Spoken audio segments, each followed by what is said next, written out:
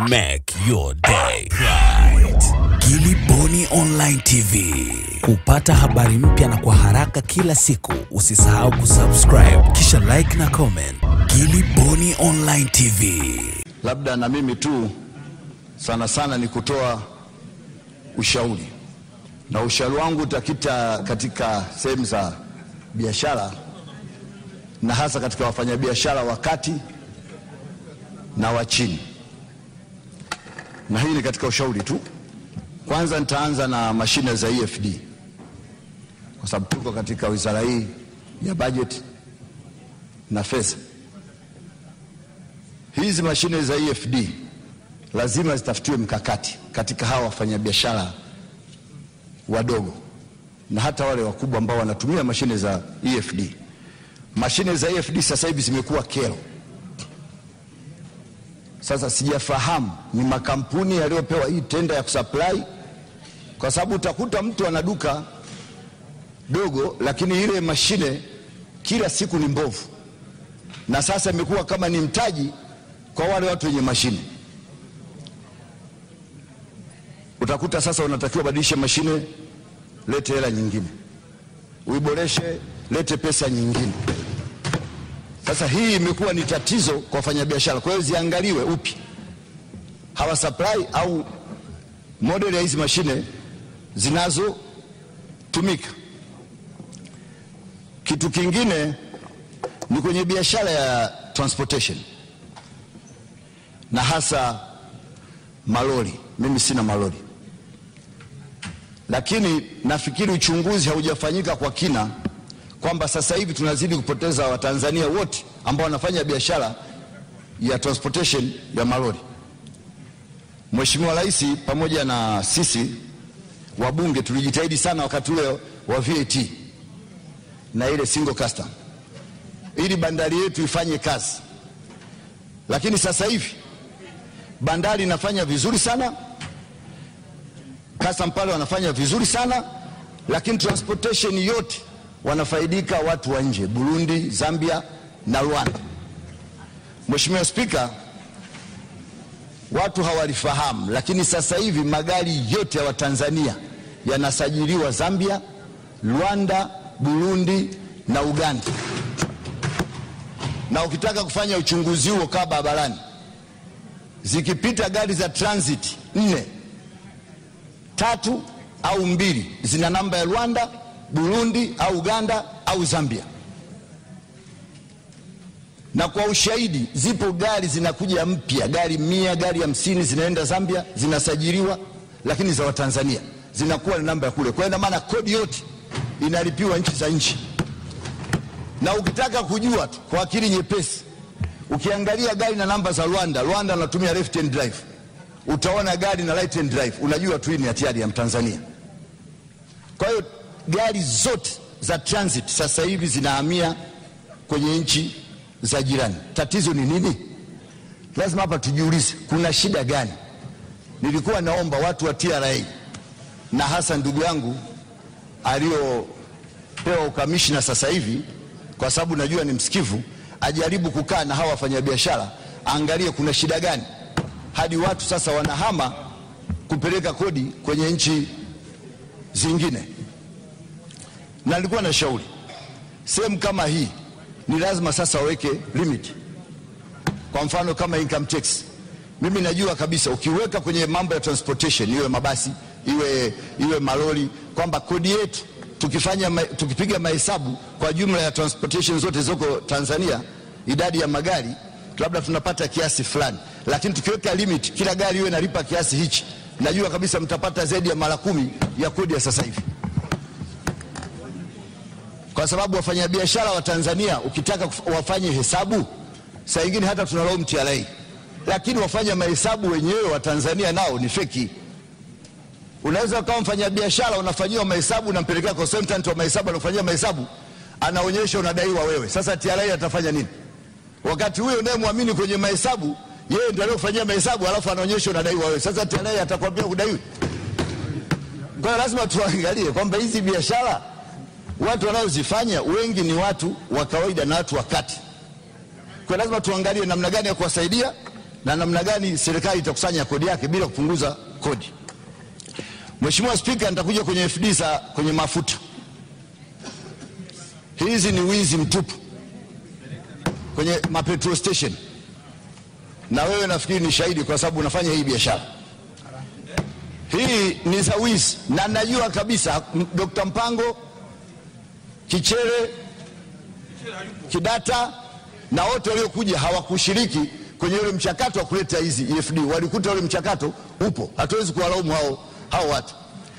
Lakini unanunua ile dubasha kwa dola 3,000 mpaka 5,000, unalifunga kwenye petrol station. Kwa mwaka unalipa $1,200,000 kwa ajili ya yule fundi. Halafu mkoa mzima kuna fundi mmoja. Kwa hiyo likiharibika unatoa ripoti TRA kwamba mashine imeharibika, unaendelea kuuza. Ile mashine haifanyi kazi. Kesho na kesho kutwa anakuja fundi anakuambia kadi imekufa. Anachukua 300,000 kwenye kila pump. Yale makaratasi yanayotumika pale ni ya mamilioni kila siku. Alafu haina faida yoyote. Kwa sababu EURA wanatoa bei ya retail. Tuna chombo cha serikali kinaitwa EURA. Kinajua kabisa mfanyabiashara wa rejareja kwenye kila lita anapata kiasi gani. Kwa mfano, mtu anaendesha kituo cha Engine au Total au Oryx au Gap au nani, anajulikana kabisa anapata faida kwa lita shilingi 72. Huyo mwendeshaji wa kituo. Na mafuta yote yanatoka depo. Kwa nini msichukue huko mkate kwenye ile profit ya huyo muuzaji? Kwa nini msikate pesa yenu huko? Mkatie huko Dar es Salaam tu. Kama hii ni shilingi 72 anachukua, tunakata shilingi 15 kwa lita. Kusanyeni huko. Kwa sababu mnapotaka kukusanya huku, mafuta yanakuja kwa muuzaji wote. Sasa hivi wilaya zote kuna bodaboda na kuna nini na kuna watu wanauza kwenye mapipa na wanashindwa kudhibitiwa. Mtu anamshushia kutoka kwenye tenki la gari. Ana mapipa yake chini, chumba cha 1500 yanaenda moja kwa moja kwenye mapipa. Mtu ana malori yake anashusha garage. Haipiti kwenye petrol station. Sasa hiyo FD inafanya nini? Sababu mtu anaamua kuiba anafotaka yeye. Sasa hiyo FD inafanya nini? Leo mimi na mabasi naamua kushusha gereji kwangu na FD gereji. Kwa nimechukua mafuta lakini hayakupita kwenye FD. Nataka kumuuzia mtu anaenda kuuza kwenye mapipa. Natoa kwenye gari direct moja kwa moja mpaka kwenye mapipa. Kuna FD. Napeleka shambani, kuna FD. Kwa hiyo kateni huko, angalieni kwamba hapa katika vituo vyetu tunapata milioni ngapi, na tukikata hapa kwenye huku basi hatupotezi wala hatupunguzi yale mapato tunayopata. Mheshimiwa Waziri wa Fedha, ukilichukua hilo utapata hela nyingi sana. Haya FD mashine yani ni kupoteza muda tu. Kabisa. Endelea Mheshimiwa Shabibi. Ndio cha msingi. Sasa ule Dar es Salaam kule upate lako. Juzi nimekwenda Kiteto, utakuta fundi anaambiwa amemuita fundi ana wiki 3 hajafika kutengeneza mashine za FD. Wakati kuna njia rahisi kabisa ya kukusanya mapato haya. Halafu sisi tunawashauri na tunasikia kwa wafanyabiashara wenzetu ili serikali ipate pesa. Basi tunaomba muwe sikifu. Hata kwenye haya magari, Mheshimiwa Spika, wangeamua tutasema labda kila gari fulani inakwenda transit nini, tunachukua kodi yetu $2,000,000 au $3,000,000 kwa mwaka. Wewe shauri yako. Sasa utakuta hapa mtu akiwa na gari 4 afanye hesabu analipa labda $1,000,000. Mwenye gari 5 kwenda mbele anafanya hesabu analipa $3,000,000. Mtu akifikia uwezo wa kununua gari huyo anaweza akalipa kodi. Kuna haja gani hao kumwambia asifanye hesabu? Au kama mtu anataka kufanya hesabu afanye, lakini pawe na bei inayoeleweka kwamba gari hii mtaondoa hata vyanzo vile vingine. Sababu ya kutoa rushwa si kukamata. Hata uweke wakamataji wao wangapi utakamata wote. Sababu ya kutoa rushwa ni kutoa vyanzo vya rushwa. Kwamba nini kinasababisha rushwa? Hapo ndo unatoa rushwa. Kwamba hichi kinasababisha rushwa, tukiwekee mazingira hii kitakuwa kina rushwa. Hiki kinasababisha kero hii, tukiondoe hii kitakuwa hakina kero. Lakini usitegemee TAKUKURU atakamata watu wangapi? Hiyo kitu hakiwezekani. Haya, kuna ile watu hapa mwaka jana ilifutwa, ilikuwa $3,000,000. Sijawahi kufanya hiyo. Wala kwa mimi siipendi kuweka jina langu kwenye gari, lakini kuna watu walikuwa wanapenda kuweka majina kwenye magari. Utakuta mtu anaandika hapa King Msukuma, nitolee mfano Msukuma, gari yake imeandikwa King Msukuma.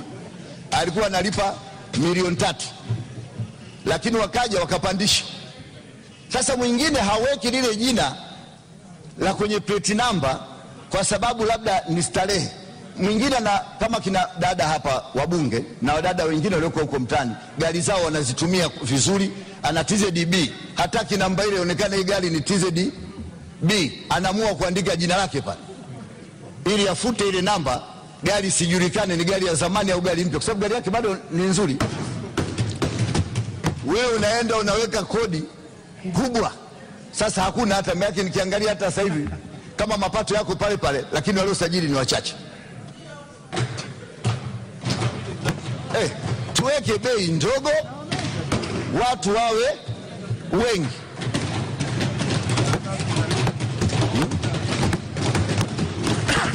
Kuna yale mabango yalikuwa kwenye malori, hatuna sisi viwanda, lakini mabango kwenye viwanda hata sasa hivi ukiangalia unasema malori ya Balesa yako wapi, mbona hayapo? Malori ya fulani yako wapi, mbona hayapo? Sio kwamba hayapo, yale mabango yote yaliwekewa sijui milioni 4 kwa mwaka. Ukiandika kwenye lori tu kwamba hii bidhaa fulani inauzwa, unalipia milioni 4, milioni ngapi? Sasa mwisho watu wameamua kufuta tu, wabakiza magoli 2 matatu. Weka pesa kidogo upate mapato mengi. Kuna hii nimekuongezea dakika kidogo, endelea mheshimiwa Shabib. Asante. Asante mheshimiwa. Kwa hiyo utakuta tunachotakiwa sisi kufanya, tusizungumze sawa, tunasema kwamba kuna biashara zimefungwa labda 1000, zimefunguliwa biashara 1014, lakini biashara zilizofunguliwa 1014 na zilizofungwa ziko sawa?